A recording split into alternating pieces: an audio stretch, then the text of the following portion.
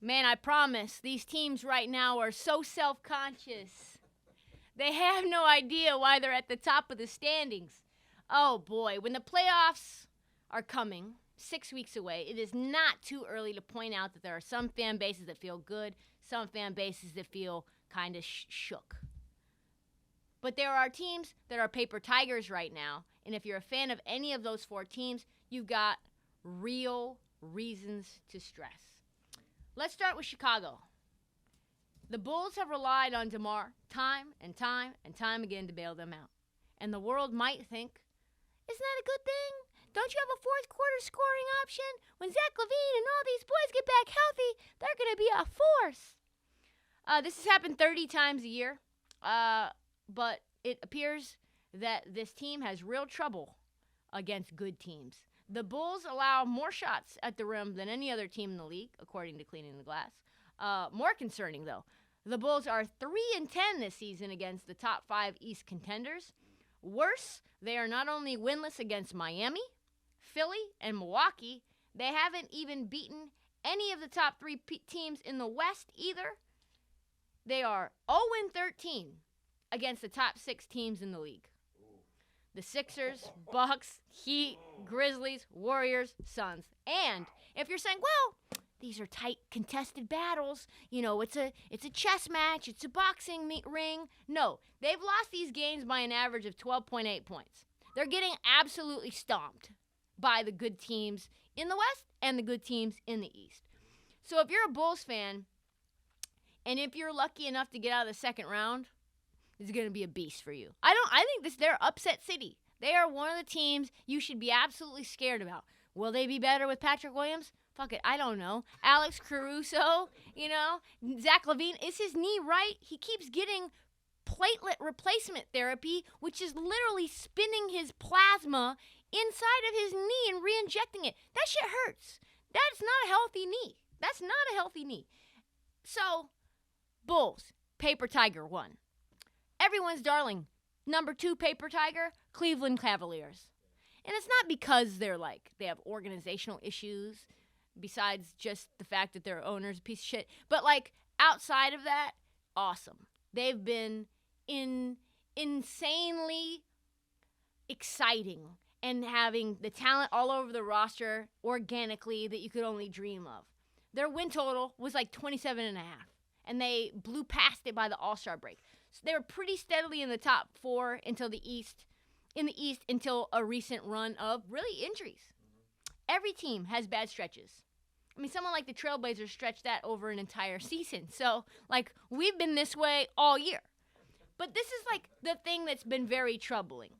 The Cavs are, in the last 3 weeks, suddenly gone from number 1 defense in the league or number 2 defense, depending on what metric you're using and what time frame you're using. But they've gone from being one of the toughest defenses in the league to suddenly allowing 115.8 points per 100 possessions, which is now 29th in the league, which is Trailblazers territory. Before that stretch started, they had the number 3 D ranked in the entire NBA. Yuck! Why has this happened? Well, besides injuries, J.B. Bickerstaff, the coach, thinks it's because they just got too comfortable.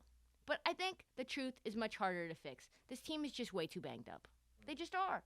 And that sucks because that monster lineup that they've been running out has been super fun. But the injuries have been way too hard to deal with. I'm not talking about just Sexton and Rubio. This team was 20-14 with Rubio and 16-15 without him. Markkanen has missed 21 games. Garland's missed 13 games. Chetty Osman has missed 12 games. Kevin Love, Jared Allen, and Evan Mobley have all missed 8 games. Karis LeVert has missed 6 out of a possible 10 games since being traded. And now the latest, the worst blow. All-star Jared Allen has now a fractured finger and is out indefinitely. This is rut-row land. This is paper tiger land. The Cavs now face a very hard, very long stretch without him. And they are not the same team without either of them. They're 5-12 when either Evan or Jared Allen are not playing. They're 32-15 when they both play, which would put them as that percentage of win percentage would put them as the number 1 seed in the East. Just terrible, terrible luck all around. And I was super stoked to see this team maybe knock off somebody. They get all the home court advantage. They get an 8 seed. Like, that would be cool. I'd like to see that. You know, like, take out a power. I don't know, maybe, like, face the Nets in the first round. It's like Kyrie goes back to Cleveland. Burning Sage. Would love to see that. But I don't think that that's happening. I think that they are going to end up in the playoffs and probably be barbecue chicken, like very easy meat to feast off of for whoever ends up getting them in the first round.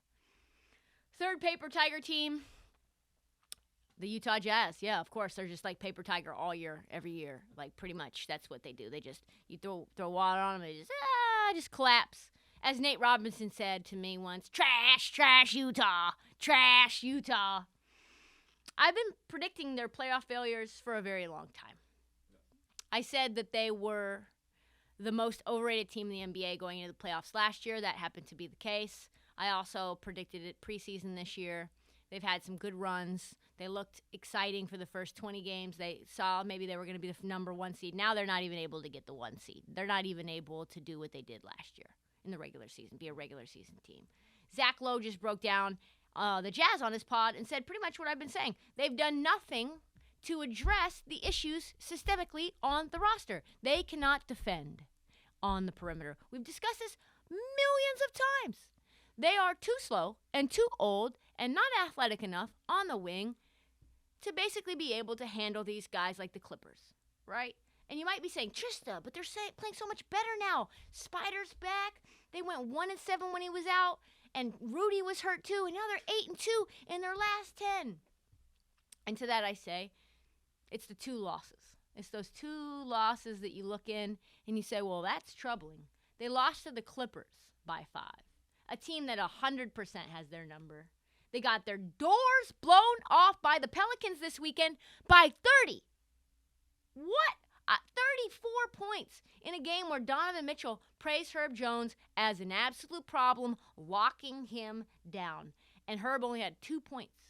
Spider told Pels coach Willie Green that Herb's instincts are incredible, said he's one of the very few rookies that he has to plan for, like Davion Mitchell in Sacramento. So losses like these underscore how unsettled the Jazz can get against teams that are very athletic, can run, they're small, and they're able to move, switch everything, be able to pass the ball around. The Pelicans' blowout was their second loss to New Orleans this year. So this is not an anomaly. They've lost to Memphis twice, another young athletic team. They've lost to Minnesota on their own home floor this year after Minnesota beat them twice last year. The blueprint for the Jazz, the blueprint to beat the Jazz is just be more athletic and skilled than them. Like Donovan Mitchell, Mike Conley, Rudy Gobert, all very good pieces, but they just can't athletically hang. The question that I have for Jazz fans is this. If they couldn't hang last year with these athletic teams, what exactly has changed this year that makes you think that they can go to the finals? Because I just heard today on some NBA show that, like, maybe it was a podcast, that they might blow up the entire roster if they don't go to the Western Conference Finals this year or to the finals. Like, alert. Let me just say this very, very clearly, like Stephen A. would say. We get all that? Like, we get all that. They're not going to the finals this year. They're not. There is going to be organizational change. They are going to have to blow everything up. They tried to get Nickeil Alexander-Walker from the Portland Trailblazers, thought that would be some rotation player. He hasn't even played. Like, he has not sniffed any minutes. This team is not good. Joe Ingles tore his ACL. He's out. You don't even have that shooter anymore. The team without Joe Ingles is not even as good as last year's disappointment. Right now, they're staring a 4-5 matchup with the Mavericks. They might get bounced out of the first round. And I tell you what, even if they go up 3-1, I don't put it past the Mavs because it's happened twice before. Utah lost to the Nuggets. Utah lost to the Clippers when it looked like they had the series in hand. Anyone who thinks that the Jazz can survive a 7-game series or a Game 7 against the best defense in the league in 2022, they hold a 1.5 game lead for home court. Gross. Can you imagine Dallas, Game 7 in Dallas? Fast, long, athletic. No! Come on now. They could be a 5 seed when the playoffs come around. And that is a big yikes. I mean, let's just say this, like the Jazz are cooked. The Jazz are the team that's been cooked for a long time now. They're not even a paper tiger. They're just like paper. They're just paper. Finally, filed under things that you hate to see. Trysta Krick being right, just only in March instead of in October. The team that I thought could definitely disappoint ended up going 9-1 in their first 10 games. The things, though, that I said could happen are now happening. Yes, folks. Could the Golden State Warriors, a number 2 seed in the West, actually be a potential paper tiger? Yes, because things have gone off the rails in the Bay in a way that not just anybody could predict. Only me. Following their stellar start to the season, they went 26-6 out of the blocks. People were talking about 70 wins, myself included. Even I became prisoner of the moment. Stay firm, little Trysta. Stay firm. Stand tall in your beliefs. Don't let them bully you online. But listen, they have only won 2 of their last 10 games. In their last 27, they're just 14-13. This is not a good team right now. All-star, quote-unquote all-star forward Andrew Wiggins is averaging 14-4-3 in the last 10, down from 17 a game before this. Jordan Poole, 14-4-3 as well, down from 18 a game before this.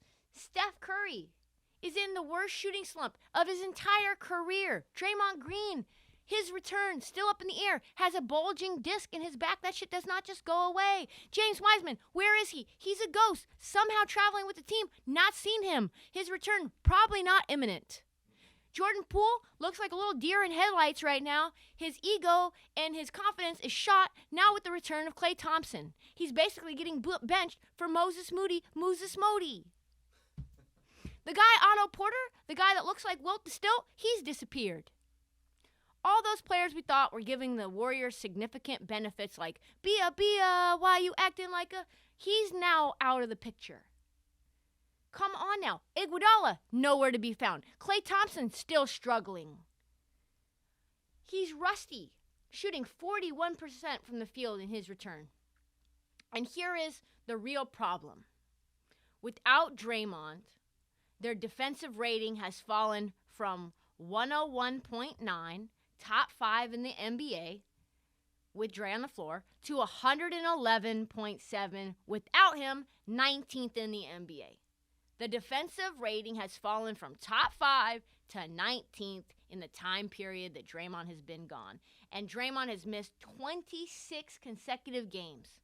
Not only has the defense collapsed, but the offense was 22nd in the league in January after being number 1. 13th in February in the offense with no Dre to be the playmaker in the middle. And NBC Monty Poole summed it up best. Despite their impressive record, the Warriors are vulnerable to most any team that competes hard enough and long enough to expose the worst of the Warriors. Wait for them to anesthetize late, particularly at home, as the Mavericks did on Sunday, and then go take what you want. The word is out. Jump the Warriors. Jump them hard. Push them to the kind of anxious moments that lead to mental errors, which are more likely with experimental rotations in play with Green and Iguodala out of the picture.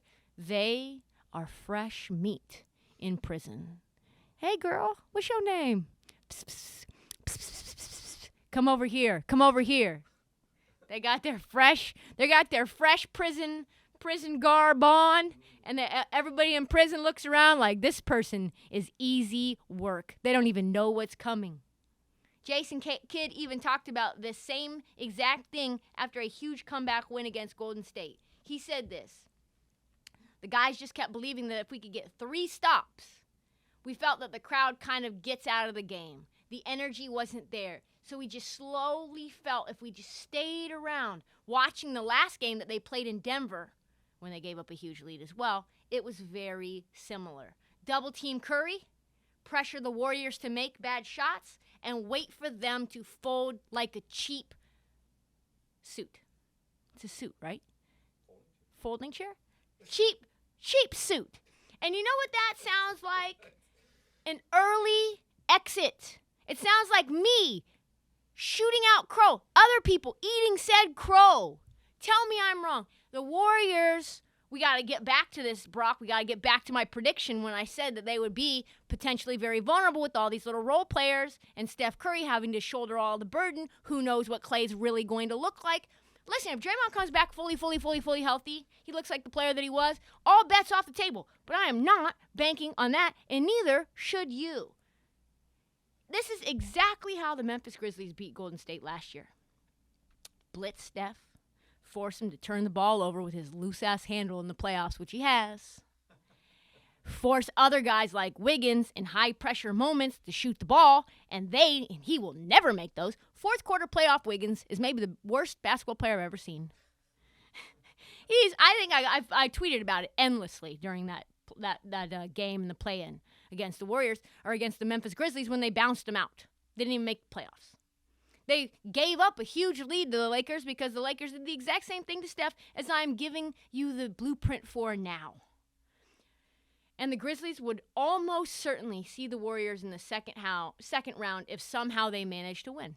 They could probably get bounced in the first round depending on who they end up facing. If that doesn't make Golden State fans nervous, I don't know what will. Except for the fact that I'm going to be annoying as fuck when I'm right.